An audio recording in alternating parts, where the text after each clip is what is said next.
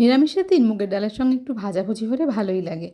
বাড়িতে বেশ কিছুটা ঢ্যাঁড়স পড়েছিল, ঢ্যাঁড়সটা পড়ে পড়ে শুকিয়েই যাচ্ছিল। ভাবলাম একটু নতুন রকমভাবে ঢ্যাঁড়সটাকে বানানো যাক। ঢ্যাঁড়সগুলোকে ভালো করে ধুয়ে নিয়ে ছোটো ছোটো করে কেটে নিয়েছি।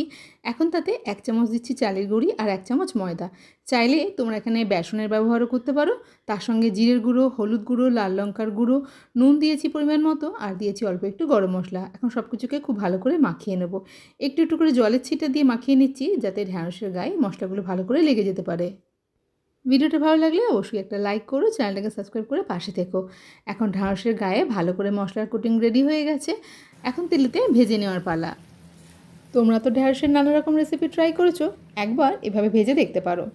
এরকমভাবে ভাজলে শুধু ভাতের সঙ্গে নয়, চায়ের সঙ্গেও খুব ভালো লাগে। সমস্তটা ভেজে তুলে নিয়ে আমি ওপর থেকে একটু বিট নুন আর একটু লেবু রস দিয়ে দিচ্ছি। চাইলে তোমরা চাট মশলা দিতে পারো। কুরকুরে ঢ্যাঁড়স তো একদম রেডি। এখন ভাত, রুটি বা চা